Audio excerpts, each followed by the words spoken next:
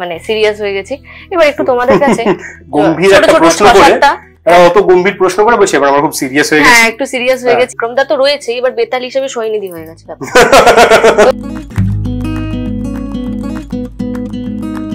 টলিউডে শুধু প্রসেনজিৎ চ্যাটার্জি নন, এবার নতুন গল্প নিয়ে নতুন অমর সঙ্গী জুটি বিক্রম চ্যাটার্জি এবং Sohini Sarkar. Welcome to Green Chillies Entertainment. আজকে শীতকালে সন্ধ্যাবেলা আড্ডা দিচ্ছি, কিরকম আছো? খুব ভালো আছি। কি সিনেমা রিলিজ করছে, প্রমোশন চলছে ফুল সুইং এ, পোস্টার পড়ে গেছে, হোর্ডিং উঠে গেছে, খুব হোর্ডিং পড়ে গেছে। হ্যাঁ, আজ থেকে শুরু হলো। ও তাই, দেখিনি আমি এখানে। এটাতে আরো বেশি ব্লাশ হয়েছে সোহিনী। তুমি বলো কেমন আছো? আমি খুবই ভালো আছি, বিন্দাস। হ্যাঁ, প্রমোশন চলছে এখন অবধি, ঠান্ডাটা একটু একটু রয়েছে, তাই জন্য একটু ভালো লাগছে। বেশি প্যাচপ্যাচে গরম হলেই কেমন সব লাগে না? হ্যাঁ বাবা, তো ভালো লাগছে। আচ্ছা, একটু অমর সঙ্গী নিয়ে আসি। তো যখন ছবির কাজটা তোমাদের কাছে এলো এবং ছবির নামটা ফার্স্টে জানলে অমর সঙ্গী, ফার্স্টেই মাথায় কি ক্লিক করেছিল দুজন? আমি তো ভেবেছিলাম প্রথমে, হ্যাঁ আমি ভেবেছিলাম যে অমর সঙ্গীর যে গল্পটা, মানে বুম্বাদার যে সিনেমাটা, সেটাই বোধহয় আবার নতুন করে রিক্রিয়েট করা হচ্ছে বাইরে কিছু। আচ্ছা, ভেবেছিলাম আমরা রিমেক করছি।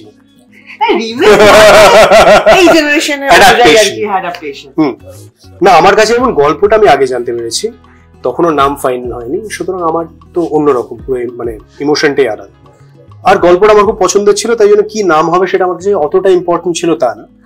বাট আমাদের প্রডিউসার ডিরেক্টর যখন অমর সঙ্গী নামটা লক করে এবং জানায় অভিনব এবং দিব্য, আমার মনে হয়েছিল যে এই গল্পের নাম অমর সঙ্গী হওয়া উচিত, ওরা একদমই ভুল কিছু বলছেন। এবং আমার এটাও মাথায় ছিল যে যদি সিনেমার নাম অমর সঙ্গী হয় তাহলে বুম্বাদার আশীর্বাদ ইজ আ মাস্ট। বাহ।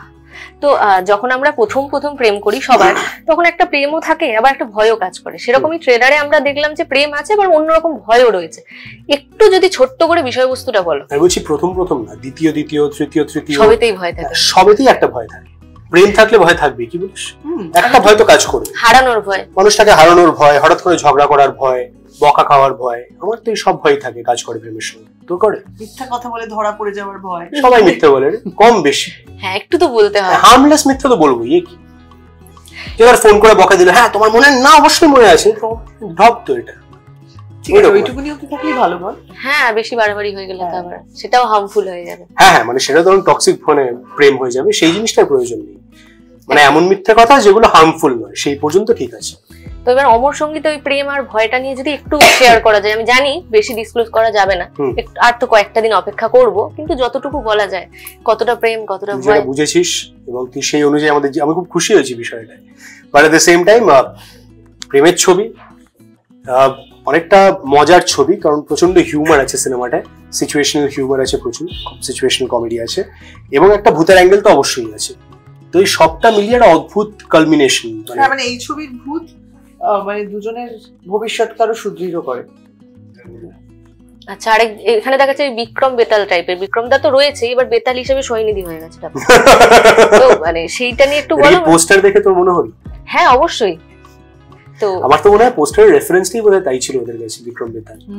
এটা বলেনি তখন আমাদের, এটা পরে আমার মনে হয়েছে পোস্টার দেখে, যে সৈনির কাঁধের ওপর আমি আর কি, আমি যদি বিক্রম হই ও তাহলে আমার বেতাল।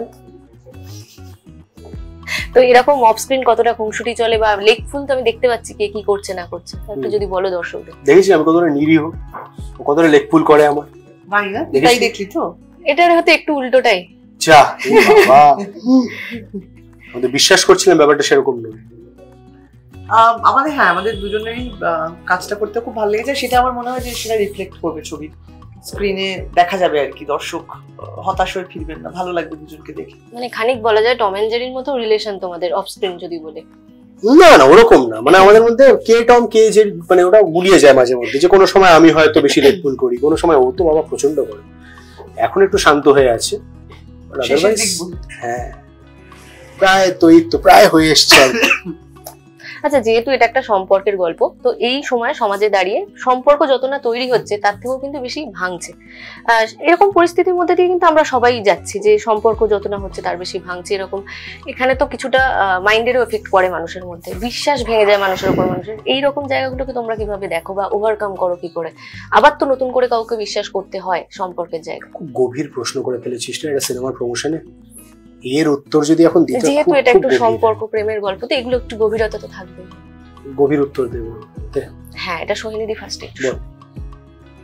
হ্যাঁ মানে একটা ধরো অবিশ্বাস থাকে আর কি, মানে ধরো তুমি একটা সম্পর্কে খুব ভীষণ ভাবে জাপটে ছিলে, জড়িয়ে ছিলে, সেখান থেকে যখন একটা সম্পর্ক ভাঙে, কোনো সম্পর্ক ভাঙাই কখনোই খুব আনন্দের, দারুণ লাগলো না না একেবারেই কারণ আমি সিনেমাতে দেখেছি ব্রেকআপ পার্টি, ব্রেকআপ হচ্ছে খুব মজা হচ্ছে দারুণ, আবার আমি সিঙ্গেল, রেডি ফর মিঙ্গল, এরকম সব ব্যাপার হয় কি কোনোদিন? আমি রিয়েল লাইফে দেখি ওকে ইনস্টাগ্রামে পোস্ট করে divorce party, breakup party, but এটার তো একটা অদ্ভুত কষ্ট আছে।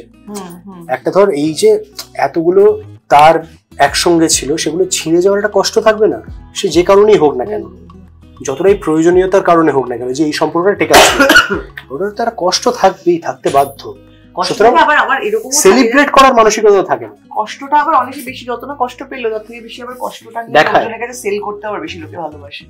যে আমি অতটাও কষ্ট পাইনি, কিন্তু মানুষজনের কাছে খুব দেখাচ্ছি আমি খুব কষ্টে ছিলাম, এত কষ্ট পেয়েছি ব্রেকআপ হওয়াতে, মানে কিন্তু সে মানে এরকম অনেক রকমের ব্যাপার স্যাপার আর কি, কার ভিতরে মানুষের মন খুব জটিল ভাই। হ্যাঁ তাহলে মানে ওই একটা কথা বলা যায় যে এখনকার দিনে মানুষ খুব কমপ্লিকেটেড হয়ে যাচ্ছে, কমপ্লিকেটেড, আর সারাক্ষণই আর কি আমাকে সবার কাছে ভালো থাকতে হবে, মানে আমি সবার কাছে ভালো থাকতে পারি না, মানে একটা সম্পর্ক ভাঙার দায় যতটা আমার বা তারও ততটাই দায়। হ্যাঁ হ্যাঁ দুটো মানুষেরই দায় থাকে, একদম তালি বাজে না একদম একদম। তো আমি শুধু সম্পর্কের দায়টা আরেকজনের এখানে চাপিয়ে দিলাম আর আমি খুব ভালো, এইটা তো কখনো মানে সব ভালো আমার সব কালো তোমার তো হতে পারে না। বাবা এটা ভালো লাইনটা, সব ভালো তোমার আমার আর সব কালো তোমার। হ্যাঁ এটা এখনকার মানুষের, প্রতিটা মানুষেরই এটা খুব মানে আমি এটার পার্ট, মানে আমি এটা হতে চাই না সত্যি, এই পার্টটা হতে চাই না যে সবকিছু আমার যাই তুমি এত মানুষে তো ক্রিটিক্যালি সবকিছু দেখে, সবকিছুই খারাপ, ওর সবকিছু খারাপ আমি সবকিছু ভালো, ওর তো এটা কেন সেটা কেন নয়, ওটা কেন করলো, ওখানে কেন গেল, ওটা কেন করলো, ওটা কেন খেলো, অমুকের সাথে কেন থাকলো, অমুকের সাথে কেন থাকলো না, সবকিছু নিয়ে মানুষের ভীষণ ওপিনিয়ন, আর আমাদের খুব ভালো আর বাকিদের সবাই খুব খারাপ। এই মানসিকতা লোকজনকে আমার দু চোখে দেখতে ইচ্ছে করে না। আগে মানে বলে না যে একটা আঙুল তুমি যদি কারোর দিকে তোলো তাহলে চারটে আঙুল তোমার নিজের দিকে থাকে, সেইটা আগে দেখো যে তুমি মানুষ হিসেবে মানে কেমন আর কি, মানে আমার ভুল আমার স্বীকার করে নিতে আমার কোনো লজ্জা নেই বা আমার কোনো আফসোসও নেই, আমার মনে হয় আমি ভুল স্বীকার করলে আরো একজন বেটার মানুষ হবো বা আমার আরো জিনিসগুলো আমি শুধরে নিতে পারবো, কিন্তু আমি অন্যের ঘাড়ে শুধুমাত্র দায় চাপিয়ে দিই আমি ভালো, এইটাতে এই জিনিসটা যারা করেন তাদের জন্য আমার কিছুই নেই, সহানুভূতি নেই, সহানুভূতিও নেই। আমার মনে হয় তারা তাদের নিজেদের পায়ে কুড়ুল মারছে, তাদের নিজেদের মানুষ হিসেবে উত্থানটা হবে না, আটকে যাবে। আমি যদি এটা করতে পারি যে আমার নিজের যেটা ভুল বা নিজের যেটা দোষ সেটা আইডেন্টিফাই করতে পারলাম এবং সেটা রিপেয়ার করার একটা এফোর্ট দিলাম, তাহলে তো আমার নিজের একটা বেটার মানুষ হয়ে ওঠার সম্ভাবনা থাকবে, তৈরি হবে। এটা যদি আমি করতেই না পারি তাহলে হয়ে গেল, কোনো গ্রোথ নেই না মানুষ হিসেবে। মানে আমি আমার আগামী সম্পর্কে একই প্রবলেম ক্রিয়েট করব, একই ভুল করব এবং সেটা লুপ হতেই থাকবে। আমরা ভুল করেছি, আমরা অনেক সম্পর্কে অনেক কিছু ভুল করেছি আর ভবিষ্যতে হয়তো অন্য কোনো ভুল করব, কিন্তু যে ভুলটা অলরেডি করেছি ধর একবার বা দুবার, সেটা যদি শিখতেই না পারি সেটা থেকে, বা ওটা যদি আমরা ঠিক না করতে পারি, তাহলে একই ভুল প্রত্যেক সম্পর্কে করে যাব, তাহলে সম্পর্কের কোনো উত্থান হবে না, আমার মানুষ হিসেবে কোনো উত্থান হবে না, তাই না? একদমই তাই। মানুষ, মান আর হুঁশ মিলে তো একটা মানুষ, তাই না? তো সেই হুঁশই যদি কাজ না করে তাহলে মানুষ কোথায় করে?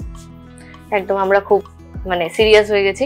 এবার একটু তোমাদের কাছে গম্ভীর একটা প্রশ্ন করে, অত গম্ভীর প্রশ্ন করে বলছি, এবার আমরা খুব সিরিয়াস হয়ে গেছি। হ্যাঁ একটু সিরিয়াস হয়ে গেছি, এবার একটু মজার কিছু উত্তরে আসবো। প্রশ্নটা আমি করব এবং সেটা চটচট করে তোমরা উত্তর দিয়ে দেবে, ওকে? আচ্ছা তোমাদের কাছে র্যাপিড ফায়ার বলতে পারো, বা র্যাপিড ফায়ারে তো একদম ছোট উত্তর দেয়, তোমরা ওয়ান লাইনারেও বলতে পারো, সেটা টু লাইনারেও বলতে পারো, রাইট? সৈনিধির কাছে প্রেম মানে ঠিক কি, যদি অল্প কথায় বলা যায় বা একটা লাইনেও বলতে পারো।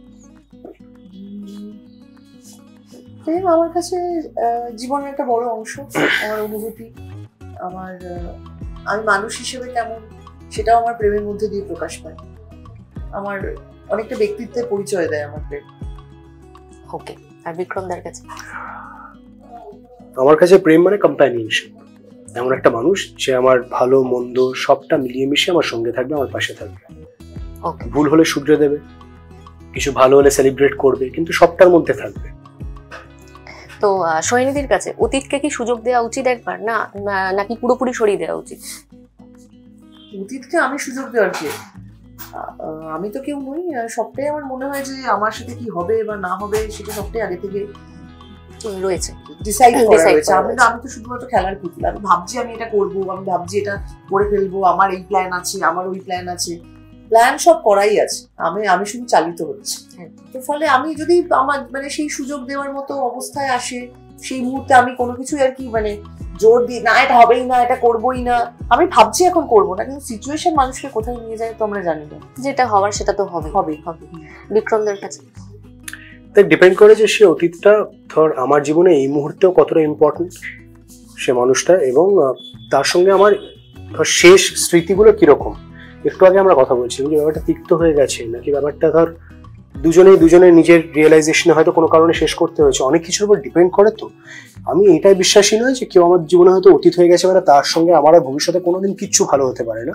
হয়তো বন্ধুত্ব হতে পারে, হয়তো প্রেমই আবার হবে, তার কোনো মানে নেই। কারণ তার সঙ্গে তো একটা সময় কাটিয়েছি, তার আমার জীবনে একটা অবদান আছে, অনেক কিছু মিলিয়ে তো একটা সম্পর্ক তৈরি হয়। ধর আমার এরকম বান্ধবী রয়েছেন যার সঙ্গে হয়তো আমার সম্পর্ক আর থাকেনি, আমার মায়ের সঙ্গে এখনো খুব ভালো সম্পর্ক। এরকম নানান ভাবে তো ইকুয়েশন থেকে যায়। আনটিল এন্ড আনলেস আমি জানলাম যে ধর খুবই তিক্ত ভাবে শেষ হয়েছে, হয়তো সে আমার জন্য হার্মফুল, সেই মানুষটাকে আমি ভবিষ্যতে আর কোনোদিন চাইবো না। কিন্তু সব সম্পর্ক তো ওইভাবে শেষ হয় না ডেফিনেটলি। কতবার প্রেমের প্রপোজাল তুমি রিজেক্ট করেছো? গুনিনি আমি ওরকম ভাবে, আর ওরকম ভাবে আমি তো একটু কঠিন মানুষ, এসে আমাকে ওইভাবে প্রপোজ করা স্কুল কলেজ লাইফে এরকম হয়েছে কিছুবার, কিন্তু সেটাকে অত পাত্তা দিইনি, মানে অত প্রপোজ করারও অত ওজন ছিল না যে ওটাকে রিজেক্ট করবো আর কি। সেও বলেছে ক্যাজুয়ালি বা কাউকে দিয়ে এটা বলিয়েছে, হ্যাঁ আমার মানে উত্তর দেওয়ারও খুব একটা কোনো ইচ্ছেও হয়নি আর কি। পরবর্তীকালে একজন দুজনকে কাটাতে হয়েছে আর কি, মানে কাটিয়েছে, মানে কোনোভাবে একটা কাটাতে হবে, বাট ডিরেক্ট বলা যাচ্ছে না, কাটাতে হয়েছে। ওকে বিক্রম, এটার কোনো উত্তর নেই আমার কাছে। রিজেক্ট করেনি বিক্রম দা? না অবশ্যই না, অফকোর্স মানে রিজেক্ট করতে হতে পারে, কিন্তু সেটা সংখ্যায় কত এইগুলো তো কোনো ডিসকাশনই না জীবনে। এটার কি হিসাব রেখেছে নাকি যে আমি একটা ডায়েরির মধ্যে লিখে রাখছি? তাই হিসাব রাখিনি তো, না রেখেছি, ওরা প্রেম করেছে, হিসাব তো অবভিয়াসলি থাকবে। কি ডায়েরিতে লিখে রেখেছিস? না মনের ডায়েরিতে। আচ্ছা, এখনকার দিনে যেটা খুব কম পাওয়া যায়, হাতে লেখা লাভ লেটার, কোনোদিন পেয়েছো? হ্যাঁ, খুব ইম্পর্টেন্ট আমার কাছে, আমি অ্যাপ্রিশিয়েট করি খুব। আমি লিখতেও ভালো, আমার তো হাতের লেখা খুব খারাপ, কিন্তু আমি ছোট ছোট নোট লিখতেও ভালোবাসি, পেতেও ভালোবাসি খুবই। তুই হাসছিস কেন রে? হ্যাঁ, ক্যামেরার পিছনে শাইনি হাসছে, কোনো কারণ নেই ওর হাসার। না, তার কারণ আছে। কেন? তার কারণ হচ্ছে শোভনের একটা চিঠি, আমি ওকে একটা জিনিস পাঠিয়েছিলাম, তার মধ্যে চলে গেছিল, ও আমাকে বলছে পাঠিয়েছো কেন? ও ভাবছে মানে আমি তো ভাবছি আমার কোনো কারণে হাসছে বোধহয়। না, ওর একটা আমার কথা হাসছে, আমার একটা চিঠি। হ্যাঁ, শোভন আমাকে কেমন আছে প্রিয়, মানে রাগ ভাঙানোর একটা উপায় হচ্ছে আমাদের চিঠি লেখা। না চিঠি লেখা খুব ইম্পর্টেন্ট, হাতে লিখে। একদম। আর কিভাবে চিঠি লিখবে? কিভাবে চিঠি লিখবে? ওই হোয়াটসঅ্যাপে এত বড় বড় জিনিস লিখে। আর আমার একটা আমাকে একটা সুন্দর একটা বাক্স কিনে দিয়েছে, যাতে আমি চিঠিগুলো সব জমাই। খুব ইম্পর্টেন্ট। তো গঙ্গার ঘাট নাকি ক্যাফে? গঙ্গার ঘাট মানে নর্থ কলকাতা বলা যায়। নর্থ কলকাতা হতেই হবে তার কোনো মানে নেই, প্রিন্সেপ ঘাট হতে পারে, বাবু ঘাট হতে পারে, গঙ্গার ঘাট। এদিকে উলুবেড়িয়া, বজবজ, কোথাও একটা কোনো দিকের ঘাট। আচ্ছা, সরস্বতী পুজো, ছোটবেলা সরস্বতী পুজো যখন স্কুলে আমরা সবাই পড়ছি, তখন সেই সময়ের কোনো এমন কোনো স্পেশাল মেমোরিজ যদি সেটা খুব মাথায় এখনো রয়েছে? হলুদ শাড়ি, হলুদ পাঞ্জাবি। আমার ছোটবেলার সবকিছুই খুব স্পেশাল, মানে সবার জন্যই তাই। যত বুড়ো হচ্ছি, যত বয়স বাড়ছে, ছোটবেলা আরো নস্টালজিয়া বেড়ে যাচ্ছে, ভীষণ বেড়ে যাচ্ছে। মানে গার্লস স্কুল, সেটা সবাই মিলে বয়েজ স্কুলে যাওয়া, এই বিষয়গুলো রয়েছে। হ্যাঁ, এসব প্রচুর রয়েছে আর কি। আর একটা ভীষণ দায়িত্ব দেখানো আর কি, দাও না গো, ভীষণ দেখানো যে আর কি আমাদের উপর গুরু দায়িত্ব আর কি। হ্যাঁ, আসলে তো মানে একটা স্বাধীনতা আর কি। এটা ধরো রেল লাইন পার করে, কিংবা আমাদের বিটি রোড ছিল, বিটি রোড পার করে একটা স্কুলে ঢুকবো, ঠিক আছে, আর সব ছেলেরা উঠি মেরে দেখবে, বিশাল ব্যাপার আর বিশাল ব্যাপার, বুঝতে পেরেছি। লাস্ট প্রশ্ন, স্কুলে বেঞ্চে সেই আমরা কম্পাস দিয়ে হোক বা কিছু দিয়ে হোক নাম লিখতাম, সেই সময় কি ভালো লাগতো? একদম ভালো লাগতো না, আমি এসব কোনোদিন করতাম না। করেছি, আমি একদম গিল্টি করেছে, বাট তখন নতুন নতুন সদ্য কাউকে ভালো লাগছে, বাবারে ওইটা একটা অন্য আকর্ষণ। দেওয়ালে লাস্ট বেঞ্চে, লাস্ট বেঞ্চটা ছিল ওই কারণে আমার মনে হয় যে নানান মানুষের নাম লেখা থাকতো, ফ্লেমস খেলা হতো, এইসব অদ্ভুত অদ্ভুত কাজ করতাম। আমাদের স্কুল খুব করা ছিল সমস্ত, কোনো কিছু না। আর আমি ক্লাস মনিটর, আমার আবার এসব দেখতে হতো যে কি করছে না করছে। আমি নিজেই যদি ওসব করি তাহলে সব মানে গিয়ে স্টুডেন্টরা আমার নামে কমপ্লেন করবে। মনিটর কাকে করা হতো? সব থেকে দুষ্ট বাচ্চাকে মনিটর করা হতো।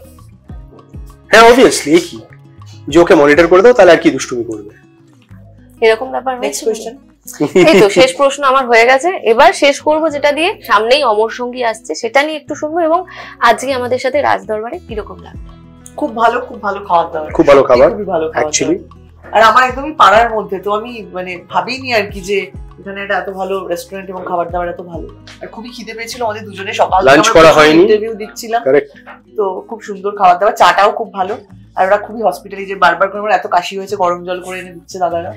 না, ভেরি গুড এক্সপিরিয়েন্স সত্যি। আর যিনি ওনার আর কি রিকিদা, আমরা সবাই তাকে চিনি, আমাদের পরিচিত, আমাদের ইন্ডাস্ট্রির সঙ্গেও যুক্ত। he's been very warm to us, নিজে থেকে আমাদের এখানে দাঁড়িয়ে থেকে খাবার খাইয়েছেন, কি ভালো হবে কি খারাপ হবে সাজেস্ট করেছেন, বারবার চা চেয়েছি, জল চেয়েছেন, হ্যাঁ খুবই খুবই ওয়ার্ম ওরা। ওকে, তো সবশেষে একটু ছবি নিয়ে বলে দাও, সামনেই তো অমর সঙ্গী আসছে, সরস্বতী পুজো, ভ্যালেন্টাইন্স ডে, কি বলবে? শুধুই একটাই ডেট, 31st of January ছবি রিলিজ করছে, হলে এসে ছবিটা দেখতে হবে। আপনারা যত এসে হলে ছবিটা দেখবেন তত আমাদের আরো দিন বেড়ে যাবে। হ্যাঁ, মানে আমরা সিনেমা বানাই আমাদের অডিয়েন্সের জন্যই, সুতরাং 31 তারিখ থেকে সিনেমা আপনারা দেখে প্লিজ জানান কেমন লাগলো। আপনাদের দেখে ভালো লাগলেও জানাবেন, খারাপ লাগলেও জানাবেন, বাট জানাবেন, সেটা খুব ইম্পর্টেন্ট আমার কাছে। একদমই তাই, হলে এসে অমর সঙ্গী তো দেখতেই হবে। আর এভাবেই বিনোদন জগতের আরো নতুন নতুন আপডেট পেতে চোখ রাখতে হবে Green Chillies Entertainment. Thank you.